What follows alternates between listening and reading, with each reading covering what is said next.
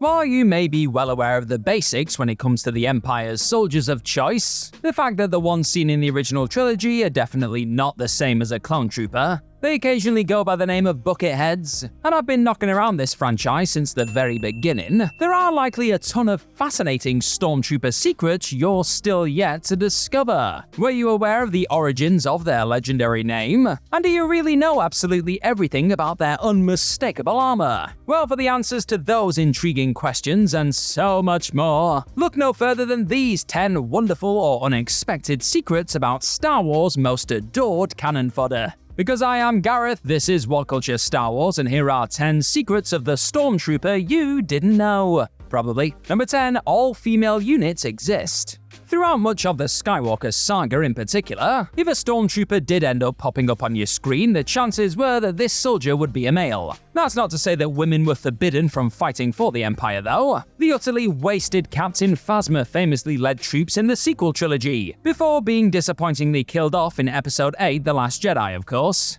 But she isn't the only female to don a version of the iconic helmet in this galaxy far, far away. In fact, there were whole units boasting only women troopers, with female cadets being thrown into these squads whilst training. So while they did complete the same training as the blokes, they weren't allowed to do so with the boys, because the Empire was seemingly a bit sexist. One of said separated teams went by the name of Unit Ford. This squad actually trained in the Academy for Young Imperials on Lothal, the same planet fans spent a lot of time on during the Star Wars Rebels animated series. Ah, good times. Female troopers have shown up in the likes of John Jackson Miller's A New Dawn novel, and the novelization of Rogue One, a Star Wars story too, highlighting that women do actually have a bigger presence within the Stormtrooper army than many fans likely ever realized. Number 9, what that cylinder on the back of their armor was. Now for the answer you've been waiting for ever since you first saw these white-plated warriors scurry onto the scene in 1977 Star Wars. What the hell is that weird little cylinder on the back of a Stormtrooper's armor for? Is it just a nice little container for them to store their rations in?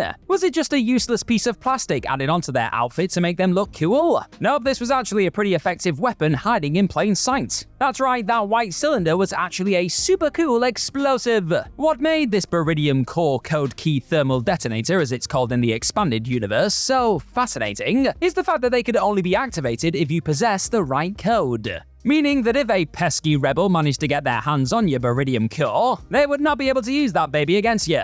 And even if they did stumble on that all-important code, the buttons on the weapon being unlabeled meant they would have zero clue how to even smash them in properly. You see, the troopers had memorized the pattern of activation. Very clever. Also, the detonator's time settings could be adjusted, giving Stormtroopers anywhere from 6 to 18 seconds to reach a safe distance away from the explosion. What a handy little tool. Now I've got a quick question for you. What is your favorite Stormtrooper moment of all time? You're gonna say the head bonk, aren't you? Yep, okay, just put that in the comment section.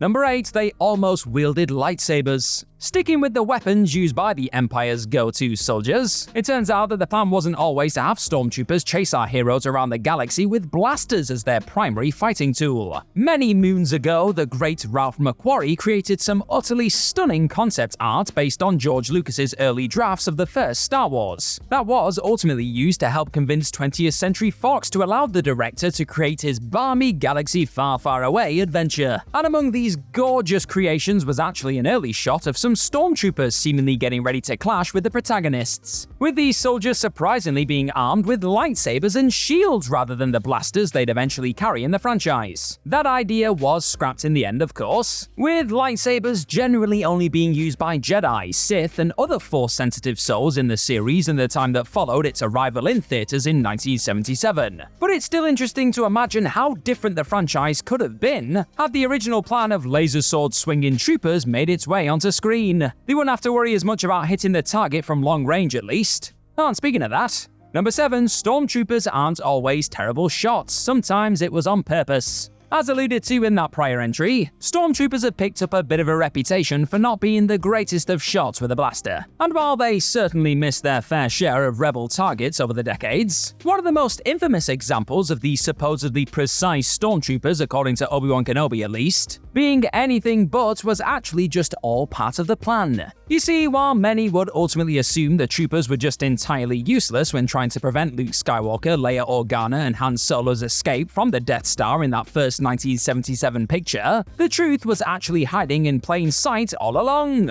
Combine Leia's comments on the Empire letting the gang escape so they could track them to their rebel base on Yavin 4, with the scene just before that showing Grand Moff Tarkin talking about Darth Vader planting a homing beacon on the Millennium Falcon, and all that terrible shooting suddenly makes sense. The troopers must have been secretly ordered to not kill our heroes with their weapons, with Vader and co knowing that killing them here would ruin their chances of finding the rest of their annoying adversaries. So there you have it, stormtroopers were sometimes just crap on purpose. Number 6. How they took over the clones. For those who haven't had the pleasure of diving into Star Wars material outside of the big screen adventures, precisely how the clones of Jango Fett, seen fighting alongside and ultimately against the Jedi in the prequels, eventually get taken over by the Stormtroopers seen occasionally missing on purpose in the original trilogy was a bit of a mystery. The expanded universe has touched on this in the past, with it being said that a major reason human recruits eventually replaced the clones as Stormtroopers was down to the fact that the latter was just too expensive to keep growing. And it was a similar story in the new canon too. As explained in the Bad Batch animated series, after initially being rechristened as Stormtroopers by the Emperor, the Empire soon decided that these quickly aging troops just weren't cost-effective anymore. Rather than just bin off all their clone soldiers though, they actually secretly had some of their human recruits trained by some of these former Republic fighters. Following Vice Admiral Edmund Rampart's destroying of the Kaminoan cloning facility on the orders of Grand Moff Tarkin, the Imperial Defense Recruitment Bill, a legislation which would see the Empire officially stop fully relying on clone troops in their army, was put forward to the Senate, and after being tabled a few times and seemingly stopped again when Rampart was arrested for treason after the Kamino attack, Palpatine suddenly decided that this act simply highlighted how the clones could no longer be fully trusted, as they blindly followed Rampart's orders. It was that move which led to the bill finally being passed, and clones ultimately being gradually decommissioned as the new human recruits took over. Cheers for checking out this video today, my friends, and if you're enjoying what you're watching, then hit that subscribe button down below for more What Culture Star Wars in your day. Number 5. The origins of their name. While on the subject of those early days of the Stormtrooper, if you've ever wondered why, oh why, Emperor Palpatine opted for that specific name when the Republic became the Galactic Empire, well, here it is, sort of. According to the Born in the Storm story found in the Certain Points of View anthology book, some felt that name referenced the Empire bringing order to the galaxy after years of chaos, with these troops appearing out of the storm of galactic history. Yeah, you see, you get it? But others claim that this name came into being on Coruscant, as clone shock troopers carried out the law on the planet during the final days of the Republic, with folks on that world eventually referring to them as Stormtroopers. Outside of the canon though, the soldiers actually share this name with the real-life troops who fought for the Nazis in World War II, with George Lucas clearly being inspired by the Nazi Party when creating his fictional dictatorship. But Stormtroopers aren't the only troops the Empire had at their disposal, of course. Number 4. Just how many specialized troopers there are.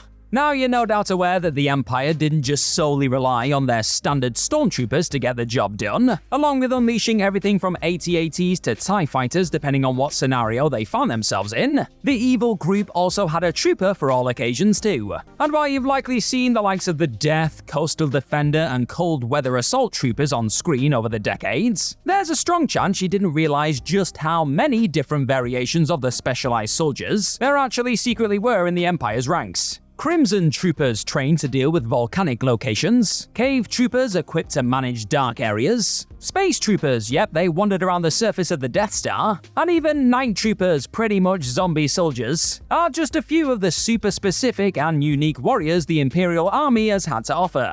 In total, there's a staggering 38 different Stormtrooper variants that have operated in the galaxy far, far away so far, proving that the Empire really did have a trooper for every situation. Number 3, they were designed to look like living skeletons. Returning to that OG trooper for this next entry, it's time to look at the secret truth behind what actually went into the design of that instantly iconic armor. Simple yet stylish, the white plating and ominous masks with black eye sockets very much had folks feeling intimidated when the squad first blasted into fans' lives and onto the Tantive 4 Corvette during the opening stages of 1977 Star Wars. They would go on to largely become little more than Rebel and Ewok target practice down the road, of course. But for a minute there, oh boy, people were royally spooked. That was likely the sort of initial reaction George Lucas was looking for when he asked his team to create soldiers that looked like like living skeletons for that first movie, with Lucasfilm Vice President Doug Chiang explaining to Wired that the helmet in particular was made to look like a stylized skull. The brilliant Ralph McQuarrie masterfully finding a way to take that skeleton idea and transform it into something that looks somewhat mechanical led to the creation of yet another Star Wars icon, with those skullmets being at the center of many a legendary moment in the years to come, including being played by some bloodthirsty teddy bears. Number 2, their armor provided limited blaster fire protection. Now you know what went into the design of that legendary armor. It's time to talk about the in-canon secrets you never knew about these Stormtrooper suits. As difficult as it may be to believe after watching many a trooper get gunned down by rebel scum, the white plates that make up the majority of their armor actually offered a decent amount of protection from blaster fire. I know, shocking. Not sure if a soldier of the Empire found themselves being nailed with a direct shot, their demise was all but certain. But their armor possessed blast energy sinks which were actually capable of absorbing the average blast, meaning the damage inflicted was typically reduced as a result. Hell, in Star Wars Rebels Stealth Strike Season 2 episode, one trooper even got thoroughly blasted by an E-11 medium blaster rifle and still kept on going. Running wasn't all that easy in the suits, however, and attacks from things like massive pulse detonations and blunt weapons like Chirrut Imwe's Uneti Woodstaff in Rogue One: A Star Wars Story could still do some serious damage when wearing the plated armor. And did you know that the Empire actually monitored the helmet comms of their troopers at all times? Yeah, the Empire wanted to cut out idle chit-chat as much as humanly possible, so they would try and prevent it by reviewing their soldiers' conversations. It obviously didn't work all that well though, as these troops still enjoyed a good natter every now and then. But it's still a bit disturbing to know they were being listened to whenever they put on that skullmet. Number 1, it became illegal to train them after the Battle of Jakku. While our heroes may celebrate like they've just brought an end to the Galactic Empire in the wake of taking out the Death Star 2 in Episode 6 Return of the Jedi, the war did actually carry on a little while longer post-Battle of Endor. Ultimately, the Battle of Jakku was the final fight of the Galactic Civil War, with the New Republic finally bringing down the Empire on the desert planet. But what happened to the Stormtrooper following on from that final defeat? Well, according to Episode 7 The Force Awakens Visual Dictionary, the Galactic Concordance Peace Treaty signed to conclude the war included a number of important terms. And along with things like stopping the fighting between the Empire and New Republic, the recruitment and training of Stormtroopers was now strictly prohibited too. The Empire were also forced to shut down their Imperial academies after their monumental L. In other words, for a while there, Stormtroopers were technically illegal, though that still didn't stop the First Order from eventually rising from the ashes of the Empire and unleashing their own waves of white-plated troopers later down the road, did it? You just can't keep a good Stormtrooper down.